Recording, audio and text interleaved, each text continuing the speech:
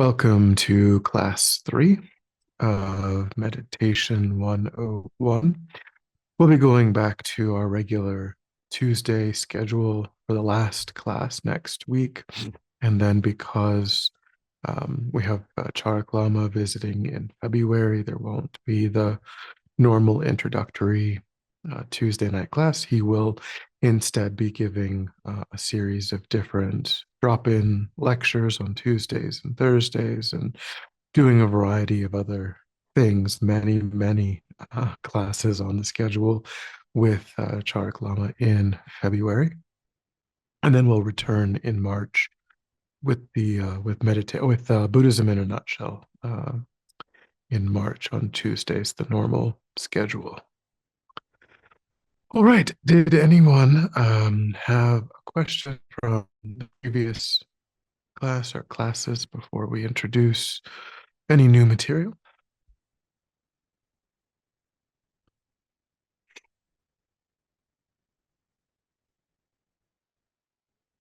Yes, not?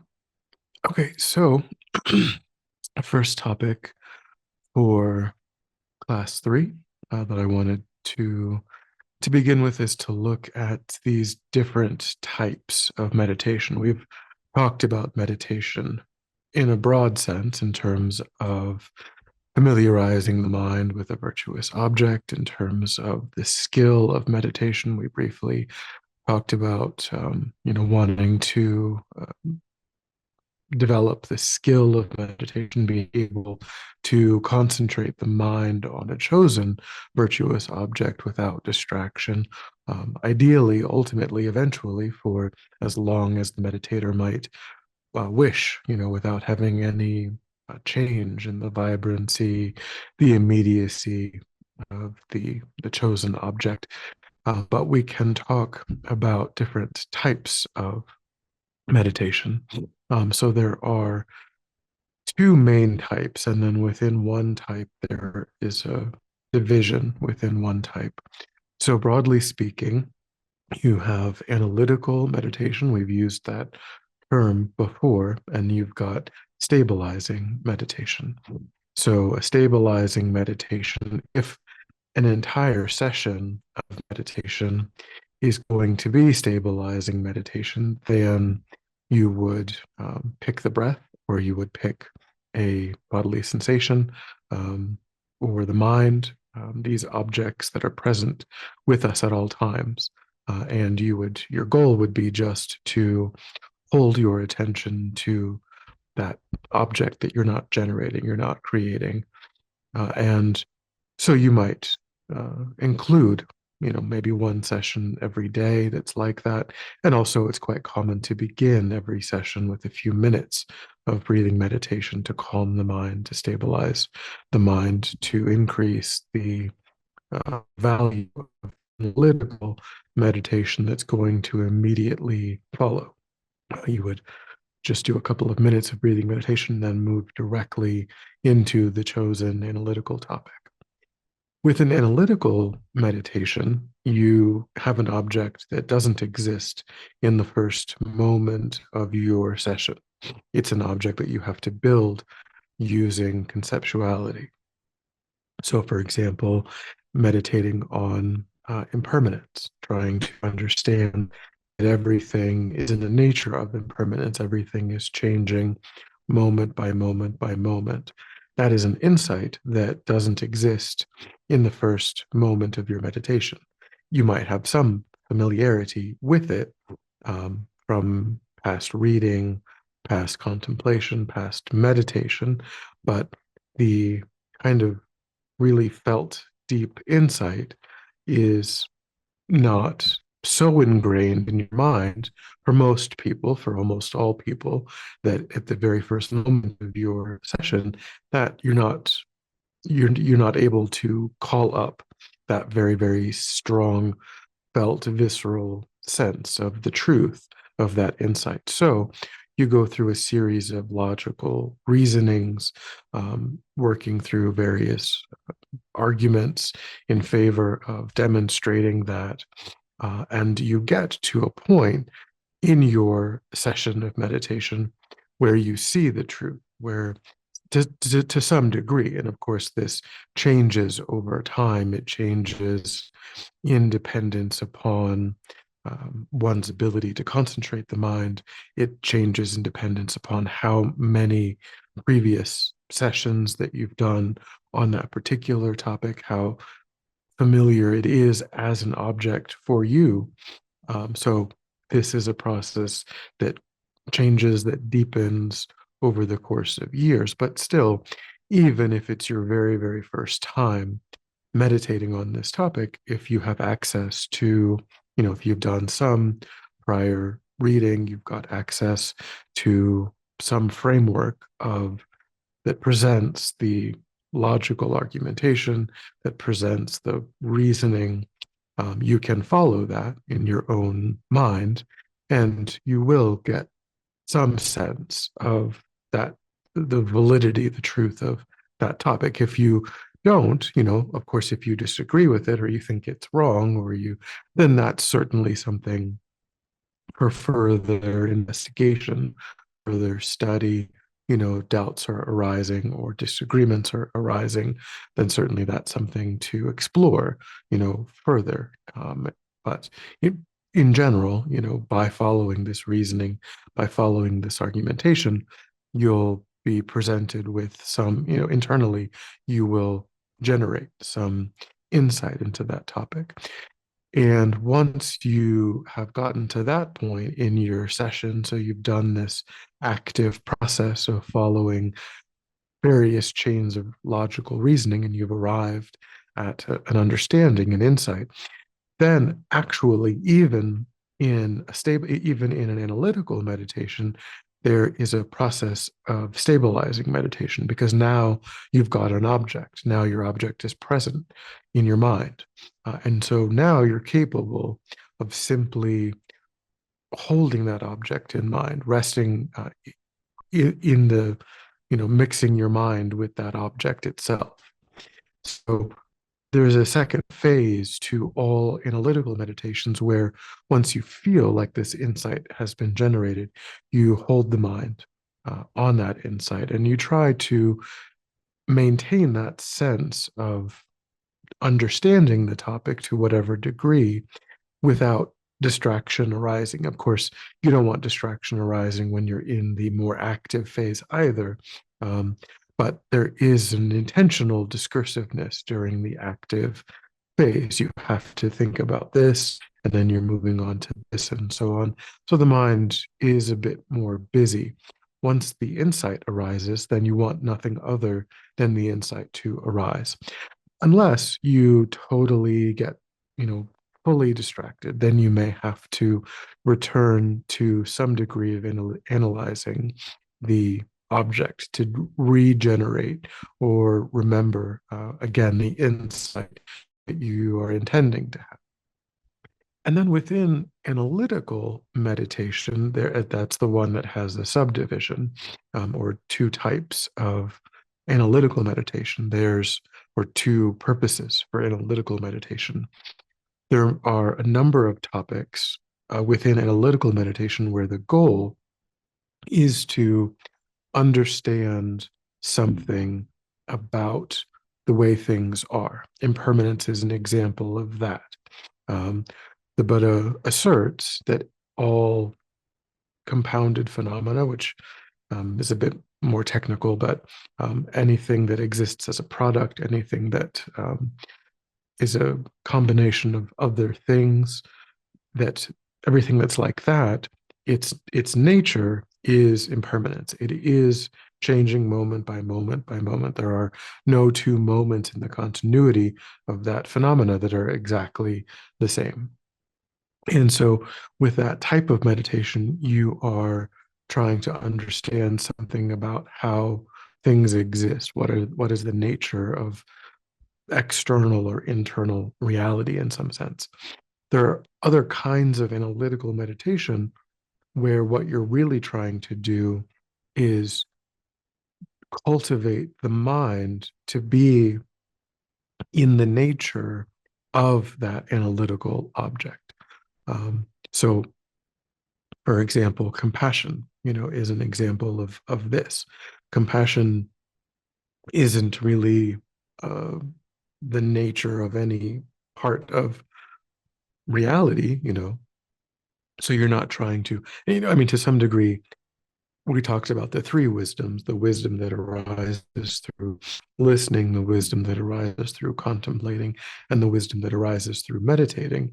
So, of course, you want to make sure that you're actually meditating on the Buddhist understanding of compassion, um, which is different than, feeling a sense of pity. It's different than even empathizing.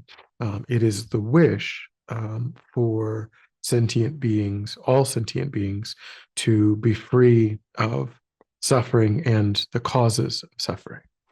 And so it has a very specific meaning. So, you do, of course, want to make sure that you're actually meditating on compassion, but that is a quality that your mind can can be kind of absorbed into, or your mind can be generated into compassion. It is a state of mind. Loving kindness is a state of mind that your mind can be generated into. Gratitude, rejoicing, um, generosity. These are all states of mind that our mind can kind of absorb into and be motivated by and engage in actions that are done because of the force of having been generated into generosity, having been generated into compassion. So there are some that where that's the goal, that's the intent, is not to understand. Of course, like I said, if you're wrong about what generosity means, or you're wrong about love or compassion, you're using a colloquial definition, or you're using some other kind of definition, then you won't really be doing what the Buddha taught. But the goal, there are two different goals or intents to why a person would engage in analytical meditation, either because they want to understand something about reality in some way that they don't currently understand, or they want to cultivate a state of mind that also, they haven't really deeply cultivated, to the degree that they want to, or the degree that would be more beneficial to have cultivated, and so on. And the stabilizing meditations, let's say that a person chooses, one stabilizing session every single day, and one analytical session every single day, or, some combination, maybe two of one day, two of another the other day, what have you. A balance over the course of a week or a month. The balance, the reason that we would include specifically just stabilizing, is because we can make progress toward um, calm, focused attention more rapidly if we are including stabilizing meditation, because there is that lack of intentional discursiveness that you would otherwise have with analytical meditation. You're doing analytical meditation correctly if you're following a chain of reasoning that's topical to the insight that you're trying to generate, but that is intentional discursiveness, that is busyness in the mind. And that busyness itself, although it is true, you're still avoiding distraction, you're still bringing the mind back. There's a level of kind of activity, mental activity. And that mental activity is absent when the object is simply the breath, or a bodily sensation, or observing mental events without engaging. There's a lack of intentional discursiveness, and that's helpful to include, to have this balance between these two. Okay. Venerable, I have a question. Yeah. Um, with analytical, um, understanding something about reality. Could that be like asking a question? What is the nature of reality? And then just remaining quiet? Or is that not correct? Um, I mean, I think it's certainly true that, all of the Buddhist meditators will say that we are, that by engaging in meditation, we are developing our own wisdom, our own ability, we're kind of uncovering our own ability to understand um, by clearing away. I think that has a lot to do, though, with, also clearing away or reducing the degree to which we are under the influence of afflicted, states of mind, and being able to cultivate a mind in and of itself that is more, that's freer of afflicted states. So our mind is more balanced, it's more realistic. And so, and then that does just kind of increase our baseline wisdom, right? Because the reason that we uh, see things in an exaggerated way, in a mistaken way, is because of the presence of the afflicted states of mind. And dealing with those gradually over time is going to kind of clean the mirror of the mind, and it will naturally reflect things. And that, so there is an innate kind of wisdom that results from that.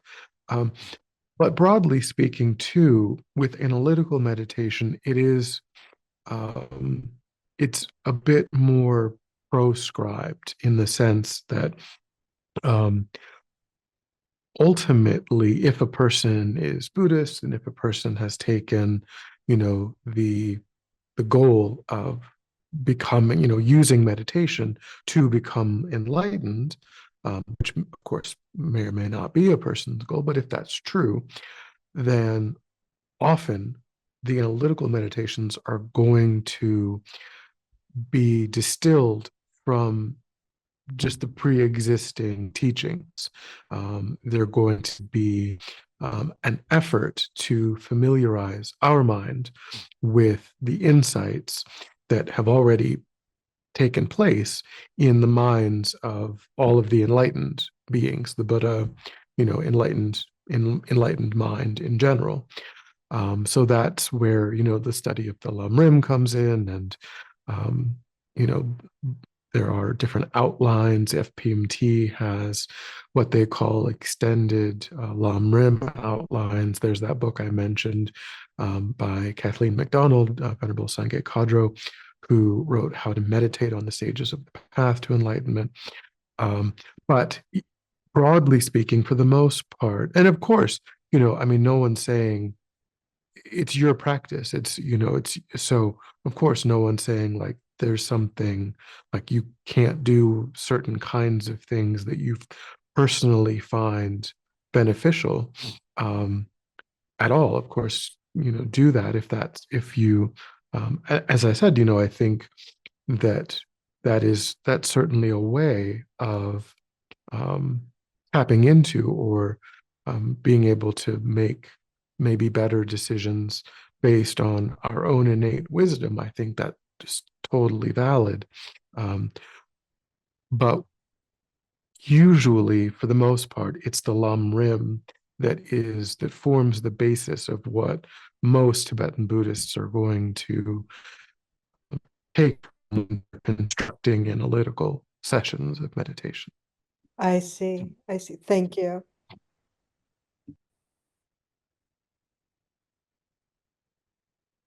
Any other questions?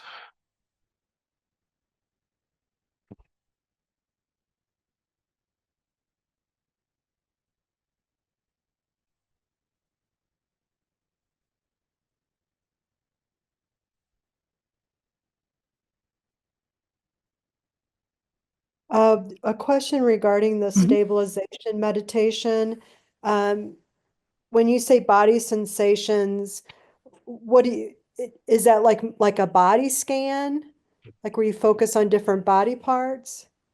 Yeah, it could be. You might just start at the head. Like you said, a body scan, like just starting at the very top, of the head, and just noticing like what sensations can I perceive at the crown of my head, because that's very subtle, right? There's not much happening there.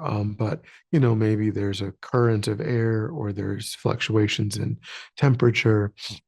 So maybe you could perceive something if you really try, and then you just move your awareness down, in a way, going through thinking about, what sensations can I perceive in my face? What sensations are occurring in my chest, my shoulders, my arms, my hands, my legs, my feet, so on.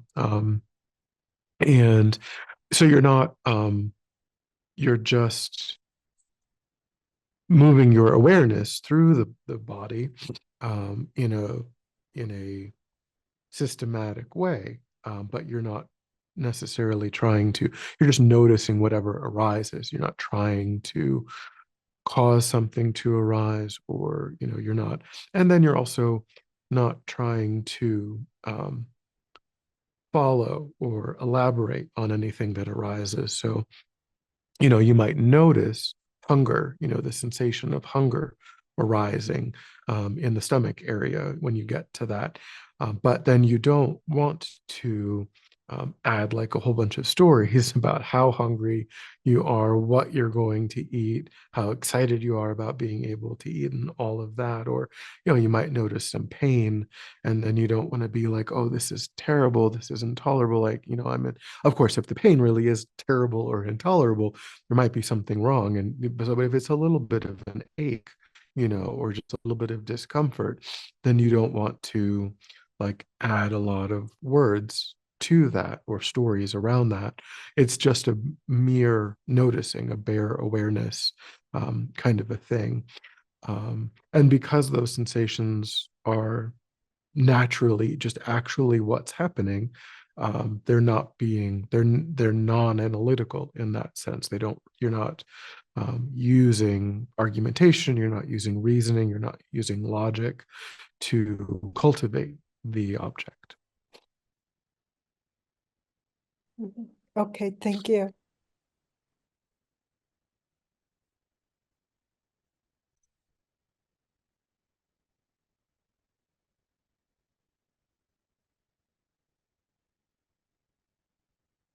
Okay, so next we'll go in a different direction, and we'll talk about what are called the five obstacles to meditation, to engaging in this process of concentrating the mind. Because again, one definition of meditation is the ability to concentrate the mind with calm, focused attention on a chosen object without the arising of distraction eventually.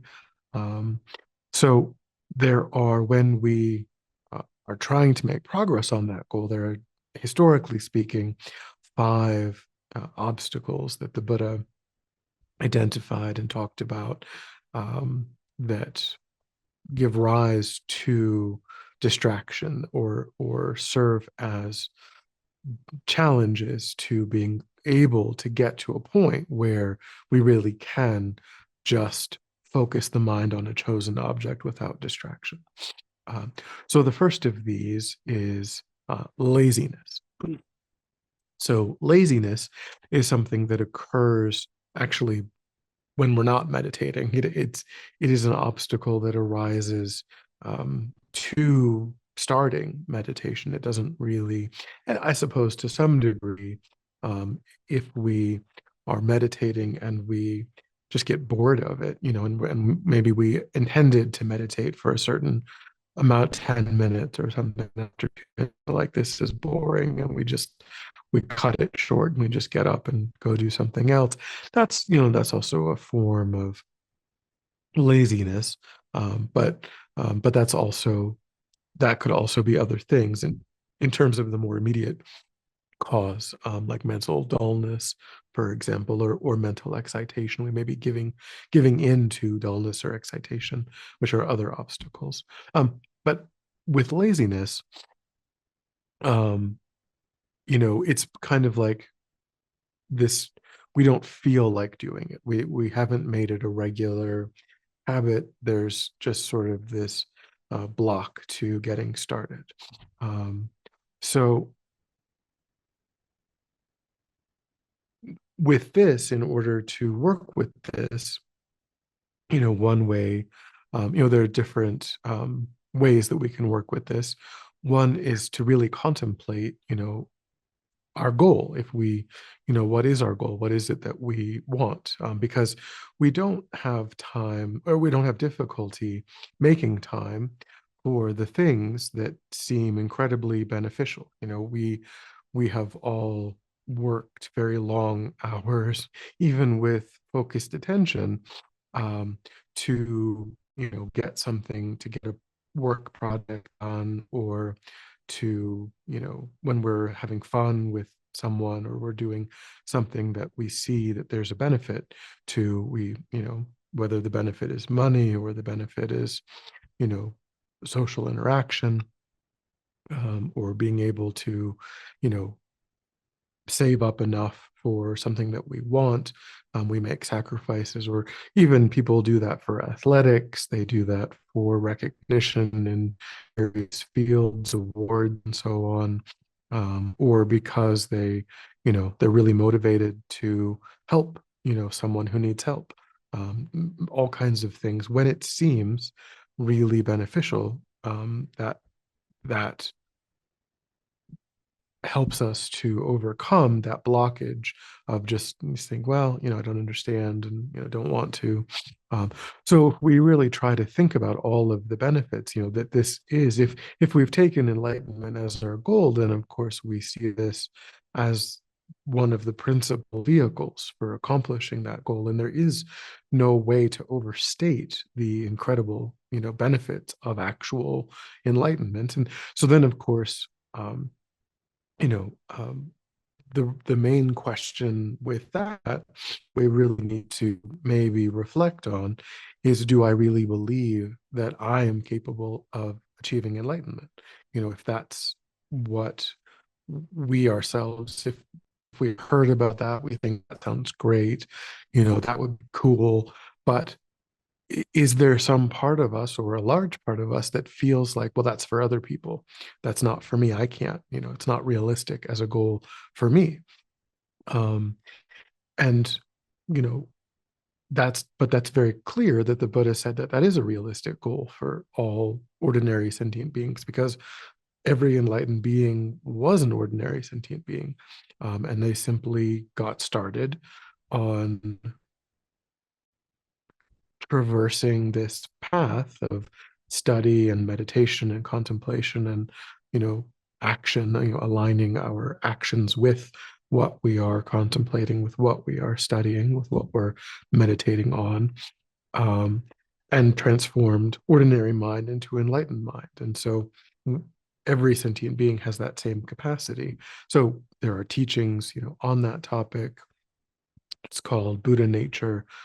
So reading, about one's own, Buddha nature, or reading the biographies or autobiographies of great masters, can really help us to see that, they, like Milarepa, and these great yogis of the past, they transform their minds with this path of meditation and contemplation and so on. And so there's no reason to think that it's not open to me. And then once we see it as something incredibly valuable and beneficial, then that can, help us to really overcome that laziness. So then the second of the five obstacles is called forgetting the object. And this one's a little bit simpler, in the sense that what it means is, simpler conceptually, in the sense that we have a chosen object that we know that we're going to use, whether it's the breath or compassion or impermanence or what have you. And then things other than that arise in the mind. We know that other distractions arise in the mind, and that is called forgetting the object, when anything other than the object is what is present in the mind, we have forgotten the intended object. And the antidote for forgetting the object is literally remembering the object, bringing the mind back to the intended object. So noticing that distraction has arisen and then just lifting our awareness up from whatever is distracting us and placing our awareness back on the object. That is something that we do over and over and over in every single session of meditation. And it's the only way to develop calm, focused attention is to notice the arising of distraction and then to bring the mind back to the intended object. And then once you're on the intended object, to kind of hold that object as best you can with a sense of, clarity and focus. And you don't want to feel tight, but you also, it's sort of a middle ground between feeling too, relating to the object too loosely and relating to the object too tightly. Oftentimes people will kind of notice that they're actually bunching, furrowing their brow or kind of clenching their teeth, or, that they're holding stress when they have this intention not to let the object go. And that's really an indication that there's too much tightness in the mind with regards to the relationship with the object of the intended object. But you also don't want to just have a totally, casual relationship. One thing that, with the object, one thing that um, Elaine she's here teaching, and she said something that I found very helpful. Everything she says I find very helpful. But there was a particular sentence that I resonated with very much, where she said that to cultivate the view that the object, whatever the object is the most important thing in the world, for you right now. This object is the most important thing. There's nothing else to do, nothing else to to be attending to other than this most important thing. And if you can think about your object in that way, then that can help you stick to the object. So, of course, forgetting the object, all of these things these are not like these 5 obstacles. They're not like moral failings. They're just normal parts of this process. And it's just things that the Buddha is aware that occur for all people. And so all people need to know when they occur, what is it that I do? How do I respond? What is the antidote? What is the way of, because if we don't apply it, because, with laziness, with any of these, if we don't apply any antidote, then there really is a problem, right? That is going to prevent our progress. So we have to be aware that these obstacles are arising and will arise. And then once that happens, what is it that what are the skillful ways of reacting to that, responding to that will help me to overcome these obstacles. So the third is a pair of obstacles. It's just lumped together as one, but it's excitation and dullness, which I mentioned before. So these are sort of two opposite ends of the spectrum of attention. So when the mind is excited, our attention is scattered. Our attention is hopping from one thing to another thing to another thing. It's a very energetic, maybe overly stimulated, overly bright kind of mind, like when your mind is racing and and you can't rein it in at all. And then dullness is on the other end of that spectrum, where the mind is tending toward drowsiness, the mind is absorbed, it feels heavier, it feels darker, it feels kind of lethargic. that's the arising of dullness. And that can literally be, of course, physical sleepiness, maybe just from not having slept enough, or um, feeling just drained after having had a long day, uh, those sorts of things. So those are two obstacles that both relate to what our, you know, how stable is our ability to focus. If our ability to focus is affected by scattering of the mind, then we are dealing with excitation. If our ability to focus is, a lot of dullness, a lot of lethargy, we can just sort of never get to any object. We just kind of want to tune out. We want to just zone out, or even literally physically fall asleep. Then those are all, problems that we have to deal with. And again, every single session of meditation that you're going to do is probably in some way going to be impacted by either excitation or dullness or both.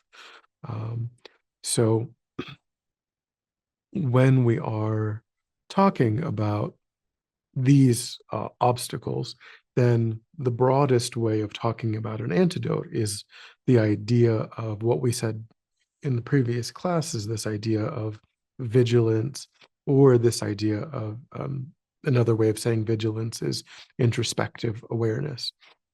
So if we um, don't go into the session of meditation with a clear understanding that, of the goal, we think of it just as anything else, where, yeah, we're going to maybe think about some things, but then maybe we'll be reminded of other things, or we'll just sort of on these tangents, just like when we're reading a book or something. Um, if we don't see it as something unique, where the goal is to give rise to one object and to hold the mind on one object without distraction, then we won't ever really become aware that either excitation or dullness is negatively impacting our awareness. And particularly with some form of dullness, they can feel quite pleasant. They can feel, because there's, as we said, there is a relaxation aspect of, that is occurring in the body, and that can perhaps lead to a sense of just kind of restful, and particularly if we're really stressed out, or, we may just kind of indulge in a sense of tuning out, a sense of giving in to that dullness, because that dullness feels quite nice. It feels quite pleasant, just like taking a nap feels, but but so if you need to take a nap, then take a nap. Like but that's a different thing. Like, we should separate that sort of thing from meditation. If we want to have a massage, or take a nap, or have a spa day or something, to have that kind of, great, those are all fine ways of, but meditation is different than that. And so that tendency that we have of craving that feeling, um, you know, can be an obstacle to this, because our calm focused attention is actually needs to be quite sharp. It needs to be, quite penetrative on the object, which requires a lot of focus, and it requires, you know, um, sharpness of mind, and not this kind of sort of dreamy dullness that can certainly be a problem. So when we've practiced introspective awareness, when we're familiar with kind of observing how the meditation session is going, and we are familiar with noticing, okay, I know what excitation is. I can diagnose in this session that excitation is arising, or I know what dullness is, and I know that it's not the intended, state of the best way of actually getting at my object. So, on the basis of my um, giving myself the instruction to notice when I've moved off of the object, and then noticing what the quality of that distraction is, I then know, okay, well, it is excitation or it is dullness. And so there's a specific way that I should respond to excitation that's different than I should respond to dullness. But without introspective awareness, we won't be able to do anything about the arising of distraction. So essentially, then, depending on whether it is excitation or it is dullness, we, ultimately we want to kind of increase or decrease the intensity with which we are relating to the object of meditation. So if the mind is scattered, if the mind is going off here and there, and it's excitation, then we need to kind of pull down our energy. We need to rein our energy in a bit, um, so that there isn't so much of that in the mind that it's able to be directed just at one thing. If it is dullness that's arising in the mind, we need to do the opposite. We need to increase the intensity, of the way in which we are relating to the object. We need to brighten the mind, increase the energy in the mind. Um, so, so one way of dealing with this, there's a number of different tools that we can use. One way is to take a very, very short break, and focus on the breath, for example. So to just hold the mind to the, even if we've been doing analytical meditation for 10 minutes, 15 minutes, we could just do 10 breaths, where we are taking the breath as the object, and then each cycle of inhalation and exhalation is one, and we just do 10 breaths, and we really try to be present for 10 breaths with the physical sensation of the in-breath and the out-breath. And then we move back to contemplating the object. That's one way of doing that. Um,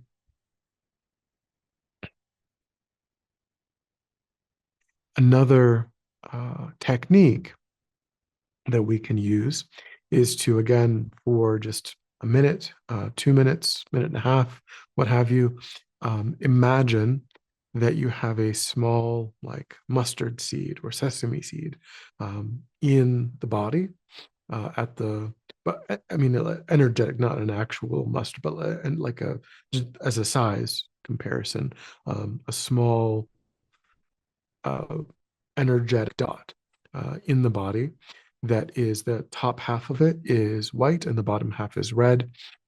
And you imagine this um, at the level of the navel, and you can either, if it's excitation that is arising, you can just concentrate on that. You can just hold the mind on that mental image 1 or 2 minutes, um, because the what you're doing with that is you are attending to areas of the lower chakras. So you're kind of bringing your focus downward, and that in a way is grounding your mind, by associating your mind, or um, absorbing your mind in areas where the lower chakras are present. So that can be helpful to ground the mind if excitation is arising. If it's dullness that's arising, you can start with that same visualization, but instead of just holding your awareness at the level of the navel inside the body on this seed, this colored energetic dot, you can visualize raising that dot up through the body, and actually kind of shooting it up through the top of the back of the head into space, and then visualize another one. And for, maybe 10 or 15 cycles of that, just visualizing these kind of dots, moving up through the body and going out into space through the top of the back of the head. That's going to do the opposite. That's going to kind of associate you with the upper chakras, which can bring up your energy level if you're dealing with dullness in your session of meditation. Um, Another thing to check with particularly dullness is our posture, because when dullness is arising, there is a tendency for that to directly impact our posture, for our posture to become too relaxed, too kind of slumped over, or not holding ourselves up straight. Um, and so when we correct that, if we notice that and we correct that, then that can support um, having a better, experience in meditation. And then other options for dealing with excitation or dullness is to briefly contemplate um, something. If it's excitation that is arising, they say you could briefly contemplate a sobering topic, because excitation is kind of this pinball sort of mind that's not able to sort of get with the program. So if you think of something like your own mortality, for example, um, that can kind of sober the mind, and be like, hey, I need to get with this program and not have my mind going all over the place. If it's dullness that's arising, then a short contemplation on something that brings a lot of joy to the mind can be helpful. So that can be, again, contemplating your own potential for enlightenment. Um, that can be thinking of the good qualities, of your teacher, the Buddha, the Dharma, the Sangha, the three jewels, thinking of things that uplift the mind, that bring a lot of joy to the mind, that are spiritual, in nature. Um, but that can be something that raises your energy level.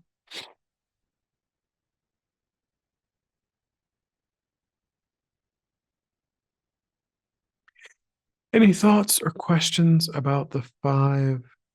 Uh, about these so far, that we haven't covered all five yet, but the ones that we've covered so far, the first three.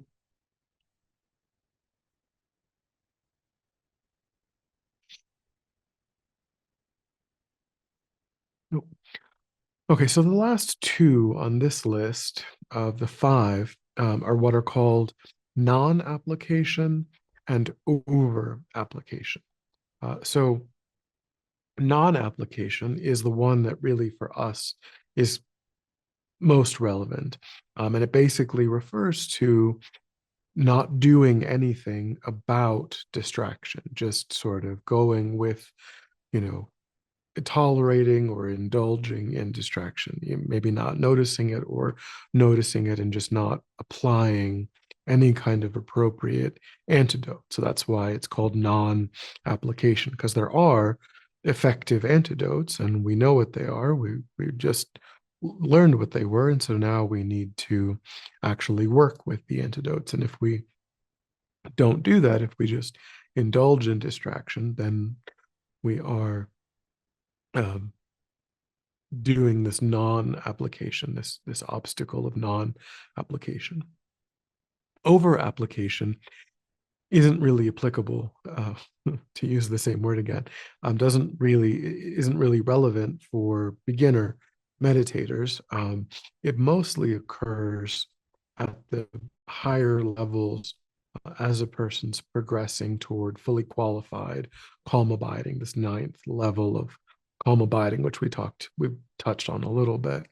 Um, at the higher levels of concentration, then a person who's at that level, they've been meditating for a long time, and for a long time they were experiencing um, excitation and dullness and all of these things. And now, once they've reached these higher levels, the degree of these problems that are arising are very, very subtle.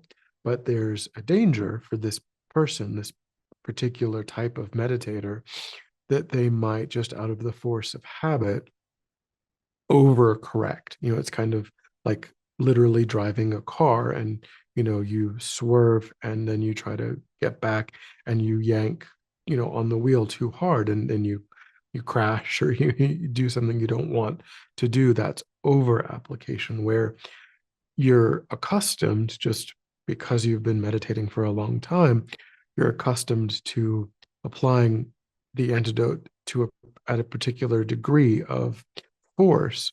And now it's not necessary, because the problems themselves are so weak that, yes, you might have a little bit of dullness in the mind, or you might have a little bit of excitation in the mind, but you only need to apply an antidote very lightly to get the mind back on track. So for a meditator at this level, over application actually is an obstacle, because it introduces kind of a new problem. Just like, you know, yanking that steering wheel too hard, you're introducing a new problem that wouldn't be there if you just made a slight correction to the wheel. You just turned the wheel a little bit and got back on track. That's going to help you do what you want to do.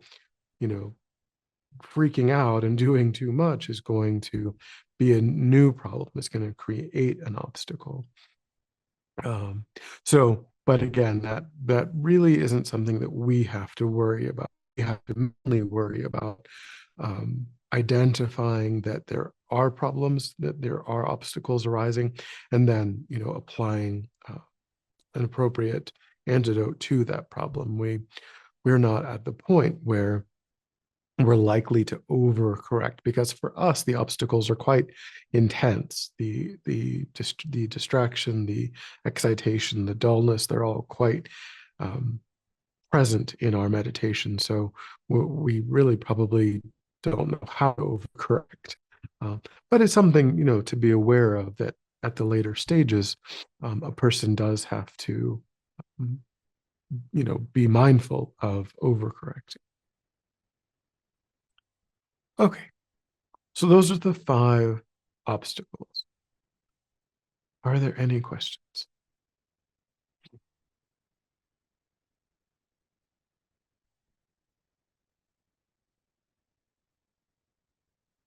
Nope. Okay, so there's a different list of also 5 that are also um, reasons why we get distracted. They are states of mind to be aware of that are responsible for why things other than the intended object arise in the mind when we don't want them to, when we are intending to meditate. So we also need to think about, have awareness of these 5 and be trying to address them, be, trying to make progress on this separate list of 5 things. So these are what they would call, I've used the word afflicted states before, negative mental states, afflicted mental states. These are kind of the klesha, is the technical, and it's just translated into English by different people, either as afflicted or as negative, that sort of thing. It's a state of mind that is one that agitates the mind. So when it arises, the mind is necessarily unpeaceful. The mind is necessarily agitated. It's painful to experience, and it draws our focus. It um, gets us involved in things that are other than, it kind of magnetizes the mind to objects that would serve as distractions in meditation. So the first of these 5 afflicted states, or negative states, is what's called attachment. Desirous attachment is another, or craving attachment. Different ways of talking about this.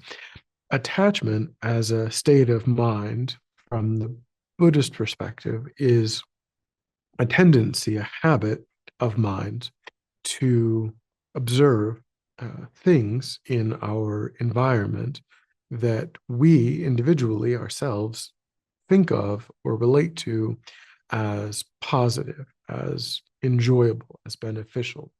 So there are certain foods that we enjoy, certain kinds of experiences, places, activities, um, just different things. And, typically it has to do with the senses, pleasing the senses, wanting to hear nice sounds, see interesting things, taste interesting things, delicious things, be physically comfortable, having nice sweaters in cold weather and so on, that kind of cozy feeling, different things like that, where it's really the senses that we're trying to comfort or satiate in some way.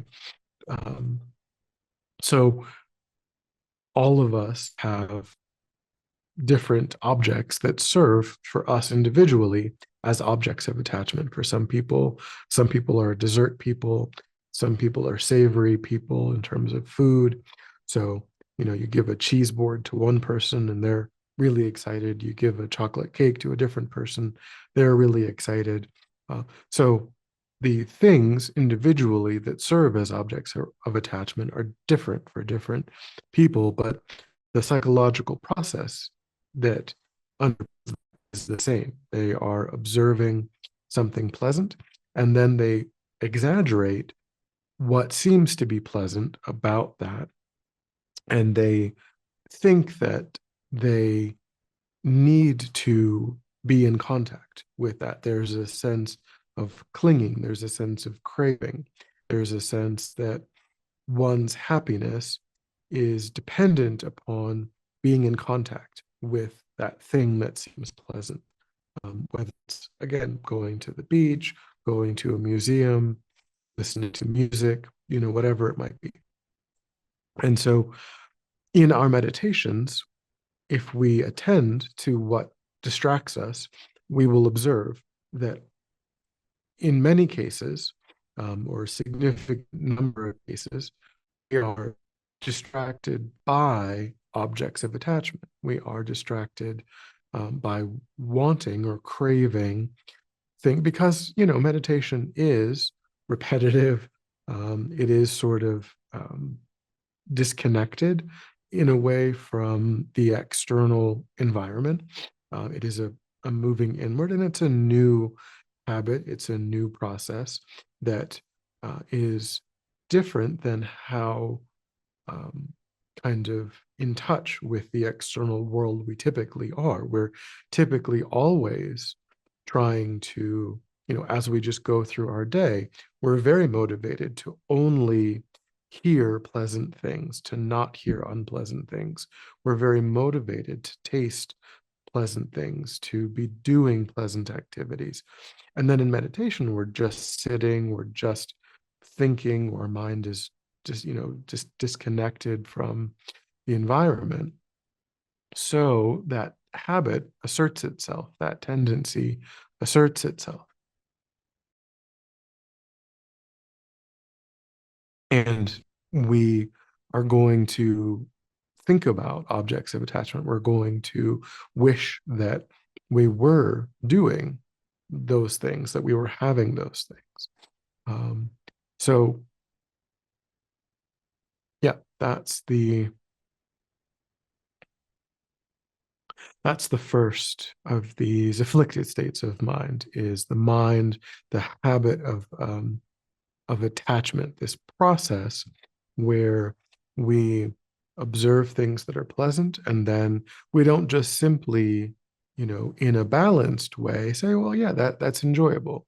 And, if I have it, great, that's fine, that's nice. And then when it goes away, that's also fine. That's its nature.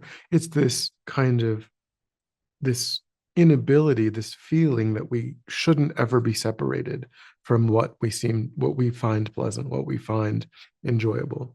Um, so it's an exaggerated kind of unbalanced habit or tendency in our mind, and it's part of our waking life, really, that is just going to manifest when we're trying to meditate.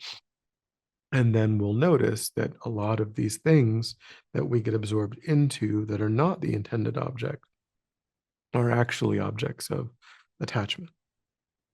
So then you have anger, is the second of these afflicted states of mind. And anger there are different ways of understanding what is meant by the word anger. Um, Anger arises on the basis of what's called aversion. And aversion is the wish to be separated from something that a person individually characterizes as unpleasant. So it's the flip side of attachment. Attachment is done in relation to things that that person characterizes as pleasant. Aversion is done in relation to things characterized as unpleasant. And this mind of aversion, unlike the mind of attachment, feels as though one's happiness is threatened by being in contact with what gives rise to aversion. Um, and so one's happiness can only be obtained by separating oneself from objects of aversion. And and then of course the anger is as I say, anger has aversion as its root, as what motivates it. The technical Buddhist definition of anger involves the wish to harm in some way. The wish so, and there's there's a whole pretty long, involved way of understanding all of these afflicted states. Um, but and when we say the wish to cause harm, that doesn't necessarily mean like physical harm. That can be saying wanting someone who said something to you, wanting them to feel badly, want because that causes harm, right? If you're thinking about, oh, I'm going to get that person back by telling them this thing, by saying this unkind thing, your goal is to wound with your speech. Your goal isn't to make them feel better. Your goal isn't to help them. Your goal is to cause them some distress, and that's harm, right? um, so you are, in that instance, in that example, from the Buddhist perspective, they would say, well, you're angry about how they treated you, and so on the basis of that, you're thinking about wanting to do something that is unpleasant for them, that will harm them in some way. Um, so not all experiences of aversion actually give rise to anger, but you know, it's it's just sort of that, but it's similar energies that are involved when we think about when it's an object of attachment. We feel like it's intolerable that I be separated from it. When it's an object of aversion, we think it's intolerable that I'm not separated from it, that it's remaining in my experience. And as I said, with all of these, if we think about what kinds of objects are arising in meditation, uh, another good portion of them are going to be times when either aversion to what's happening, in the like, my knee is feeling a bit, was hurting a bit, and I wish this would end, or how many more minutes do I have of this, or there's a bird chirping outside and I wish that bird would just stop. I can't deal with this.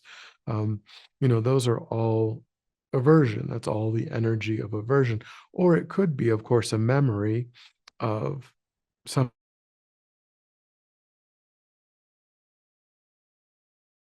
something that happened that was a too, where we think that, oh, I need to get back at someone. I need to do something. I need to to harm someone in some way. Um, so yeah, that's the energy of attachment.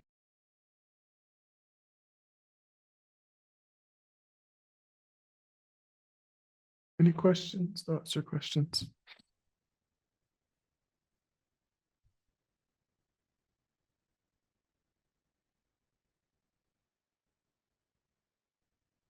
No. Okay. So that's, and then there's deluded pride. Deluded pride is the third object. And so deluded pride is different than just feeling that we did, a good thing, or feeling happy about an accomplishment. Deluded pride is a mind that compares oneself with others, and a mind that feels superior to others on the basis of either, of some, it could be real or it could be imagined, accomplishment or quality. We might genuinely have done something, accomplished a particular degree or something, in society, or we might just think we're really good at something and maybe we're not. It could be real, it could be imagined, but we think that we have some quality. And then it isn't just like, oh, I'm good at this and that's helpful. Like if a person's really good at math, that can be really helpful sometimes, right? If you have math problems to solve and you're really good at math, that comes in really handy. But if you need to, you know, um, plant a garden, being good at math probably isn't so useful, right? So it's understanding. But if you think, well, I got, this award in mathematics that's prestigious, and then you talk down to other people, or you're short with people, you don't have, you feel put upon by these lesser people because you think you have this quality that allows you to compare yourself with others and feel superior to them.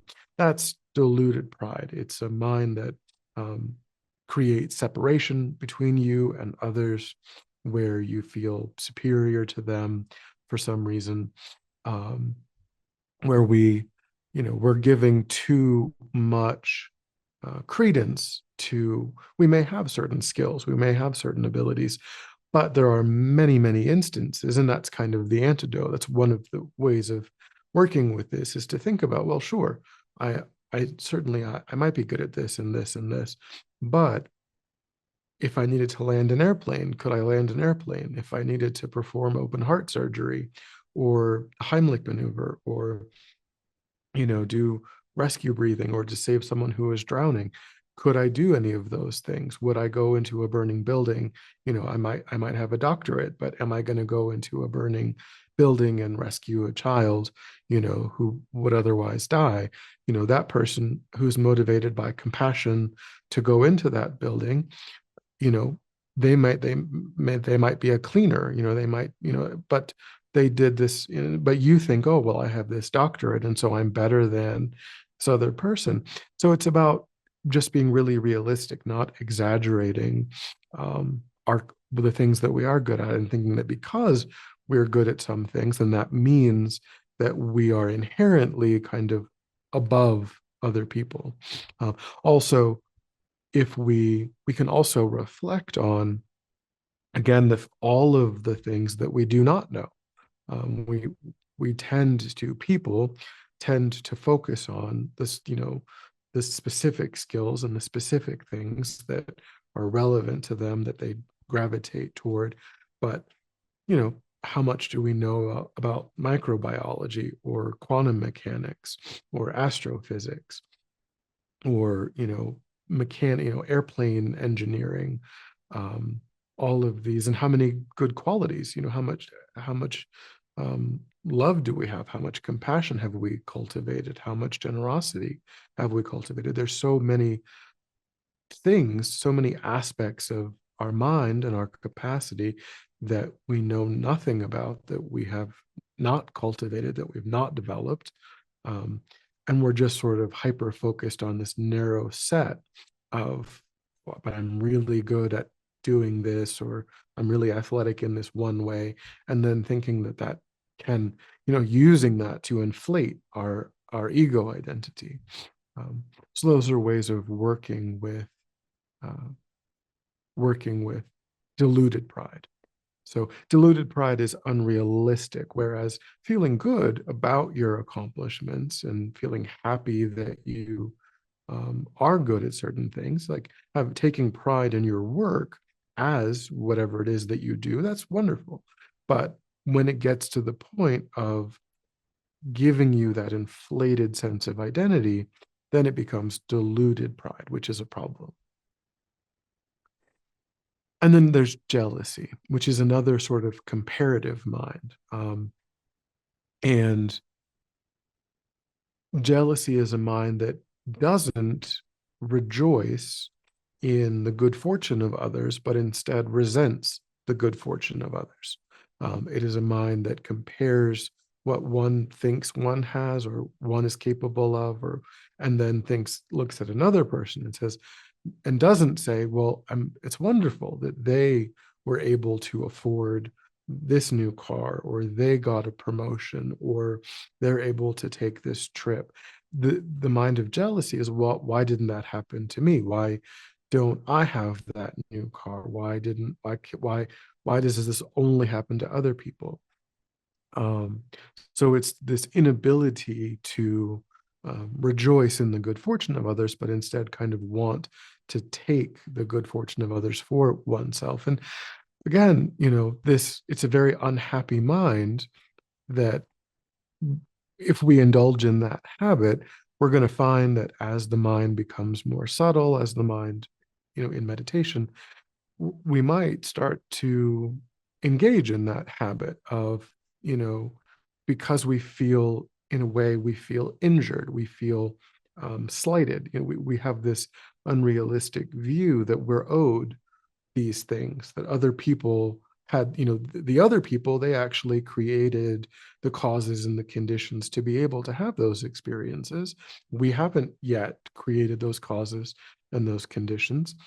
And that kind of unhappy, jealous mind really could, certainly, you know, can manifest when we're trying to meditate, and we're going to just be going off on these tangents of, other people have this, I don't, that's terrible, why does this, it never happens to me, and so on. Um, and then the last of the five negative mental states is just what's called fundamental ignorance, or marigpa in Tibetan, fundamental ignorance. So, and this is, from the Buddhist perspective, this is the root, what they call the foundational, the root delusion, um, because all, and as a topic, we go into it a little bit in Buddhism in a Nutshell. There's a class on it. One of the five classes is on it.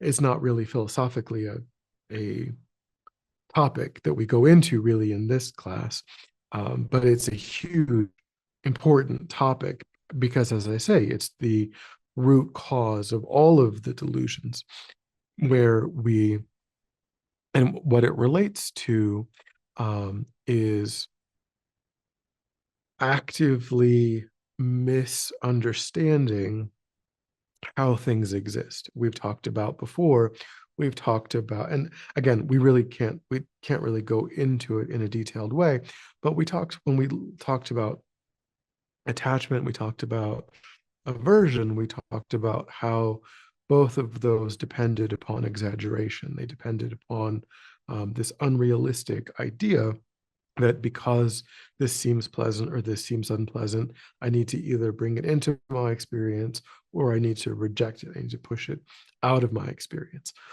And that is an unbalanced, ignorant, from the Buddhist perspective, an ignorant way of relating to the object, because the object is not pleasant or unpleasant from its own side. It's not made out of pleasantness or unpleasantness, which is how it appears to us, but that's false. That isn't accurate. Things, nothing exists in that way. Nothing exists actually from the side of the object as truly pleasant or unpleasant. Because if that were true, then every sentient being would observe the same object and they would all regard it as pleasant or unpleasant. If the unpleasantness or the pleasantness was truly in the object, then necessarily any sentient being who observed the object would relate to it in the same way. And that isn't what happens. All sentient beings have different judgments about what is pleasant or unpleasant because we are layering that from our own active cognition on what we are observing. And really, so this topic of ignorance and then the flip side being wisdom, this is really a topic where the goal is to understand that process, that process where we layer on top of what is there with exaggerated ways of thinking and relating to what is there, and becoming more realistic, becoming more balanced, seeing things holistically, not seeing things in such an exaggerated way. Um, and without, if we can do that, then the fact that fundamental ignorance is operating in our mind is what empowers all of these other afflicted states. It allows for us, it gives rise to the experience of attachment and aversion and anger and jealousy and even other afflicted states that, and deluded pride, um, and so if really ultimately what Buddhism gets at is overcoming fundamental ignorance. Because if you do that, then all of the other afflicted states that depend upon the existence of fundamental ignorance fall away necessarily. They don't have the support that they require in order to exist. You can't have jealousy or anger or attachment in a mind that is free from fundamental ignorance. So that ultimately does become the principal end goal of Buddhist practice, but you have to do many things other than that or prior to that in order to be successful in creating the conditions to accomplish that. Just like if a person wants to be a theoretical physicist, then you could say, well, understanding string theory or understanding, you know, quantum mechanics or whatever, like that might be the principal thing that you're going to rely on to do that. But you can't just be a fifth grader and say, okay, well, tomorrow I'm going to be a theoretical physicist, because you have no foundation in all kinds of math and all of these supportive disciplines and trainings that are going to allow you to get to that end place. So that's why there's many other things in the teachings that come before or pave the way to ultimately having success in uprooting fundamental ignorance from the mind. But that is, the kind of good news is that ultimately it's not that we have to individually remove each of the afflicted states, right? Because if deluded pride is arising in the mind, that's not attachment, right? That they're different. Attachment and deluded pride are different. And on what they would call a conventional level, how you would respond in the moment to attachment, and how you would respond to deluded pride, there might be different techniques. So what's good ultimately is that if we can uproot fundamental ignorance, we don't have to rely on understanding and overcoming every single individual afflicted state, because they're all just empowered by the engine of fundamental ignorance. And you remove that, you make that non-functional, and everything just disappears. All of these other afflicted states, they lack the fuel, the capacity to function. So, but it's also true that as we're going through life, deluded pride is going to arise, anger is going to arise, and in the moment, we need ways of being responsive to that, not giving into that, tamping that down, lessening that, which is part of the process of preparing the mind, creating the inner conditions to overcome fundamental ignorance really depends upon a process where we don't allow anger and deluded pride to just run rampant all the time. Because then the mind will never get to a place where we can do the work of uprooting fundamental ignorance because we've just practiced hatred and stealing and killing. We've practiced all of these things that are motivated by attachment and motivated by anger. And if we're so absorbed into that, then to say that, well, yes, we're going to do all of that, but also we're going to be successful in uprooting fundamental ignorance, that's a bit silly. That's a bit, we're deluding ourselves. We're literally deluding ourselves to think in that way. So it is necessary to apply those more conventional antidotes, but at the same time, we we're not stuck with this idea where every single one of them individual, where we have to get to a point where we've practiced the specific antidotes to each of these to the point where individually they cease. That would be much harder than we tamp them down, but we don't have to actually remove them. And ultimately, from the Buddhist perspective, they would say you can't really use those techniques to completely remove them, because if fundamental ignorance is still present in the mind, then the capacity for all of those other negative states will be present in the mind. Um, but we can be successful in tamping them down, in restraining them, and that is necessary. Okay, that's all I wanted to cover for today. Are there any questions?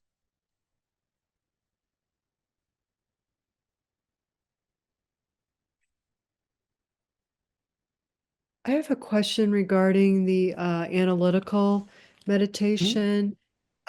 So I'm interested in cultivating more compassion. So, what would be a good resource on learning how to do that? I think Venerable Sangye Kadra's or Kathleen McDonald's book, Awakening the Kind Heart, is a good place to start. The contemplations in that book are very much centered around that.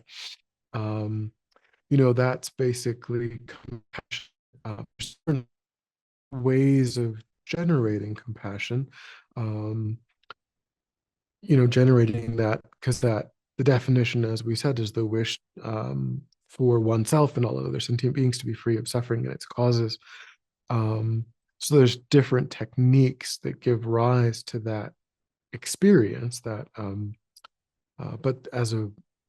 would say that as a single resource, her book, Awakening the Kind Heart, is a good place. Cool. Thank you.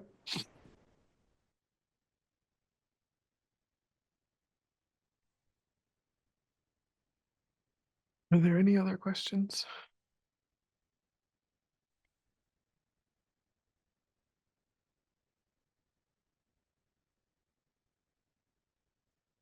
All right. So as I said, we go back to the normal Tuesday schedule for our final class next week. So that will wrap things up then. Thank you. Okay, thank you. Absolutely. Have a good Have a great, evening. you Thank you too. so much.